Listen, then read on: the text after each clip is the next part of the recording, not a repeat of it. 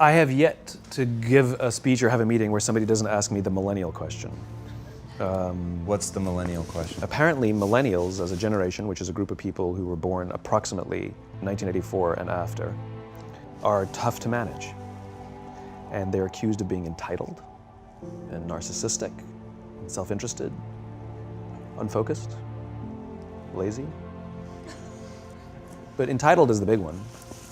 And because they confound leadership so much, what's happening is leaders are asking the millennials, what do you want? And millennials are saying, we want to work in a place with purpose, love that.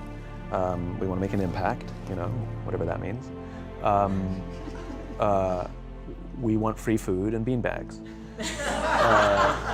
And so somebody articulates some sort of purpose, there's lots of free food and there's beanbags, and yet for some reason, they're still not happy. And that's because they're missing, there's a missing piece. What I've learned is that I can break it down into 4 pieces, right? There are four things, 4 characteristics. One is parenting, the other one is technology, the third is impatience, and the fourth is environment. The generation that we call the millennials, too many of them grew up subject to, not my words, failed parenting strategies. Where, for example, they were told that they were special all the time. They were told that they could have anything they want in life, just because they want it. Some of them got into honors classes, not because they deserved it, but because their parents complained. And some of them got A's, not because they earned them, but because the teachers didn't want to deal with the parents. Some kids got participation medals. You got a medal for coming in last, right? Which the science we know is pretty clear, which is it devalues the medal and the reward for those who actually work hard, and it actually makes the person who comes in last feel embarrassed because they know they didn't deserve it, so it actually makes them feel worse, right? So you take this group of people, and they graduate school, and they get a job, and they're thrust into the real world, and in an instant, they find out they're not special, their moms can't get them a promotion, that you get nothing for coming in last, and by the way, you can't just have it because you want it. And in an instant, their entire self-image is shattered. And so you have an entire generation that's growing up with lower self-esteem than previous generations. The other problem, to compound it, is we're growing up in a Facebook, Instagram world. In other words, we're good at putting filters on things. We're good at showing people that life is amazing even though I'm depressed. And so everybody sounds tough, and everybody sounds like they got it all figured out. And the reality is there's very little toughness, and most people don't have it figured out. And so when the more senior people say, well, what should we do? They sound like, this is what you gotta do. And they have no clue, right? So you have an entire generation growing up with lower self-esteem than previous generations, right? Through no fault of their own, right? They were dealt a bad hand. Now let's add in technology. We know that engagement with social media and our cell phones releases a chemical called dopamine. That's why when you get a text, it feels good, right? So we've all had it where you're feeling a little bit down or feeling a bit lonely, and so you send out 10 texts to 10 friends, hi, hi, hi, hi, hi, because it feels good when you get a response. It's why we count the likes, it's why we go back 10 times to see if my Instagram is growing slower, did I do something wrong? Do they not like me anymore, right? The trauma for young kids to be unfriended, right? Because we know when you get it, you get a hit of dopamine, which feels good. It's why we like it, it's why we keep going back to it. Dopamine is the exact same chemical that makes us feel good when we smoke, when we drink, and when we gamble. In other words, it's highly, highly addictive, right? We have age restrictions on smoking, gambling, and alcohol, and we have no age restrictions on social media and cell phones, which is the equivalent of opening up the liquor cabinet and saying to our teenagers, hey, by the way, this adolescence thing, if it gets you down. But that's basically what's happening. That's basically what's happening, right? That's basically what happened. You have an entire generation that has access to an addictive, numbing chemical called dopamine through social media and cell phones as they're going through the high stress of adolescence. Why is this important? Almost every alcoholic discovered alcohol when they were teenagers. When we're very, very young, the only approval we need is the approval of our parents. And as we go through adolescence, we make this transition where we now need the approval of our peers. Very frustrating for our parents, very important for us. It allows us to acculturate outside of our immediate families into the broader tribe, right? It's a highly, highly stressful and anxious period of our lives, and we're supposed to learn to rely on our friends. Some people, quite by accident, discover alcohol and numbing effects of dopamine to help them cope with the stresses and anxieties of adolescence. Unfortunately, that becomes hardwired in their brains, and for the rest of their lives, when they suffer significant stress, they will not turn to a person, they will turn to the bottle. Social stress, financial stress, career stress, that's pretty much the primary reasons why an alcoholic drinks, right? What's happening is because we're allowing unfettered access to these dopamine-producing devices and media, basically it's becoming hardwired, and what we're seeing is as they grow older, too many kids don't know how to form deep, meaningful relationships. Their words, not mine. They will admit that many of their friendships are superficial. They will admit that their friends, that they don't count on their friends, they don't rely on their friends, they have fun with their friends, but they also know that their friends will cancel on them if something better comes along. Deep, meaningful relationships are not there because they never practice the skill set, and worse, they don't have the coping mechanisms to deal with stress. So when significant stress starts to show up in their lives, they're not turning to a person, they're turning to a device, they're turning to social media, they're turning to these things which offer temporary relief. We know, the science is clear, we know that people who spend more time on Facebook suffer higher rates of depression than people who spend less time on Facebook. These things balanced. Alcohol is not bad, too much alcohol is bad. Gambling is fun, too much gambling is dangerous. There's nothing wrong with social media and cell phones. It's the imbalance. If you're sitting at dinner with your friends and you're texting somebody who's not there, that's a problem. That's an addiction. If you're sitting in a meeting with people you're supposed to be listening to and speaking, and you put your phone on the table, face up or face down, I don't care, that sends a subconscious message to the room that you're just not that important to me right now, right? That's what happens. And the fact that you cannot put it away is because you are addicted, right? If you wake up and you check your phone before you say good morning to your girlfriend, boyfriend, or spouse, you have an addiction. And like all addiction, in time, it'll destroy relationships, it'll cost time, and it'll cost money, and it'll make your life worse. So you have a generation growing up with lower self-esteem that doesn't have the coping mechanisms to deal with stress. Now you add in the sense of impatience. They've grown up in a world of instant gratification. You want to buy something, you go on Amazon, it arrives the next day. You want to watch a movie? Log on and watch a movie. You don't check movie times. You want to watch a TV show? Binge. You don't even have to wait week to week to week, right? I know people who skip seasons just so they can binge at the end of the season, right? Instant gratification. You want to go on a date? You don't even have to learn how to be like, hey.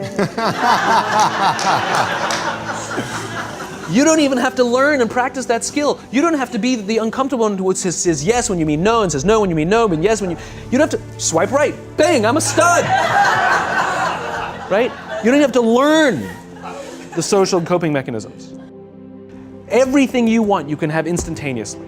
Everything you want, instant gratification. Except job satisfaction and strength of relationships, there ain't no app for that. They are slow, meandering, uncomfortable, messy processes.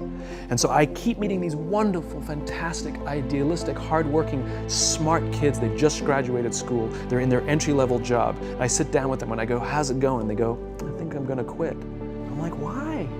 They're like, I'm not making an impact. I'm like, you've been here 8 months. You know? It's as if they're standing at the foot of a mountain and they have this abstract concept called impact that they want to have in the world, which is the summit. What they don't see is the mountain. I don't care if you go up the mountain quickly or slowly, but there's still a mountain. And so what this young generation needs to learn is patience. That some things that really, really matter, like love, or job fulfillment, joy, love of life, self-confidence, a skill set, any of these things, all of these things take time. Sometimes you can expedite pieces of it, but the overall journey is arduous and long and difficult. And if you don't ask for help and learn that skill set, you will fall off the mountain, or you will, the worst case scenario, and we're already seeing it, the worst case scenario is we're seeing an increase in suicide rates, we're seeing an increase in this generation, we're seeing an increase in accidental deaths due to drug overdoses, we're seeing more and more kids drop out of school or take leaves of absence due to depression. Unheard of. These are all, this is really bad. The best case scenario, those are all bad cases, right? The best case scenario is you'll have an entire population growing up and going through life and just never really finding joy. They'll never really find deep, deep fulfillment in work or in life. They'll just waft through life and it'll be just, it's fine. How's your job? It's fine, the same as yesterday. How's your relationship? It's fine. Like that's the best case scenario, which leads me to the fourth point, which is environment, which is we're taking this amazing group of young, fantastic kids who were just dealt a bad hand. It's no fault of their own. And we put them in corporate environments that care more about the numbers than they do about the kids. They care more about the short-term gains than the long-term life of this young human being. We care more about the year than the lifetime, right? And so we are putting them in corporate environments that aren't helping them build their confidence, that aren't helping them learn the skills of cooperation, that aren't helping them overcome the challenges of a digital world and finding more balance, that isn't helping them overcome the need to have instant gratification and teach them the joys and impact and the fulfillment you get from working hard on something for a long time that cannot be done in a month or even in a year. And so we're thrusting to them in corporate environments, and the worst part about it is they think it's them. They blame themselves. They think it's them who can't deal. And so it makes it all worse. It's not. I'm here to tell them it's not them. It's the corporations, it's the corporate environments, it's the total lack of good leadership in our world today that is making them feel the way they do. They were dealt a bad hand, and I hate to say it, but it's the company's responsibility. Sucks to be you, like we have no choice, right? This is what we got, and I wish that society and their parents did a better job. They didn't. So we're getting them in our companies, and we now have to pick up the slack. We have to work extra hard to figure out the ways that we build their confidence. We have to work extra hard to find ways to teach them the social skills that they're missing out on. There should be no cell phones in conference rooms. None. Zero. And I don't mean the kind of like sitting outside waiting to text. I mean like when you're sitting and waiting for a meeting to start, this is what we all do. We all sit here and wait for the meeting to start. Meeting starting? Okay. And we start the meeting. No, that's not how relationships are formed. Remember we talked about it's the little things? Relationships are formed this way. We're waiting for a meeting to start and we go, how's your dad? I heard he was in the hospital. Oh, he's really good. Thanks for asking. He's actually at home now. Oh, I'm really glad. It was really amazing. I know, it was really scary for him. That's how you form relationships. Hey, did you ever get that report done? Oh my God, no, I didn't. I'll help you out. Can I help you out with that? Really? That's how trust forms. Trust doesn't form at an event in a day. Even bad times don't form trust immediately. It's the slow, steady consistency. And we have to create mechanisms where we allow for those little innocuous interactions to happen. But when we allow cell phones in conference rooms, we just, okay, have the meeting. And then my favorite is like when there's a cell phone there and you go like this, you go. It rings and you go. I'm not gonna answer that. Mr. Magnanimous, you know? When you're out for dinner with your friends, like I do this with my friends. When we're going out for dinner and we're leaving together, we'll leave our cell phones at home. Who are we calling? Maybe one of us will bring the phone in case we need to call an Uber or take a picture of our meal. That was about saying, come on. I'm an idealist, but I'm not insane. You know? Not a heathen. I mean, it looked really good. We'll take one phone. And so it's like an alcoholic. The reason you take the alcohol out of the house is because we cannot trust our willpower. We're just not strong enough. But when you remove the temptation, it actually makes it a lot easier. And so when you just say, don't check your phone, people literally will go like this. And somebody will go to the bathroom, and what's the first thing we do? Have the phone, because I wouldn't want to look around the restaurant for a minute and a half. But if you don't have the phone, you just kind of enjoy the world. And that's where ideas happen. The constant engagement is not where you have innovation and ideas. Ideas happen when our minds wander and we go, and you see something, I bet they could do that. That's called innovation, right? But we're taking away all those little moments, right? You should not, and none of us should charge our phones by our beds. We should be charging our phones in the living rooms, right? Remove the temptation. You wake up in the middle of the night because you can't sleep, you won't check your phone, which makes it worse. But if it's in the living room, it's relaxed, it's fine. But it's my alarm clock. Buy an alarm clock. They cost $8, right? I'll buy you an alarm clock. But the point is we now in industry, whether we like it or not, we don't get a choice. We now have a responsibility to make up the shortfall and to help this amazing, idealistic, fantastic generation build their confidence, learn patience, learn the social skills, find a better balance between life and technology. Because, quite frankly, it's the right thing to do.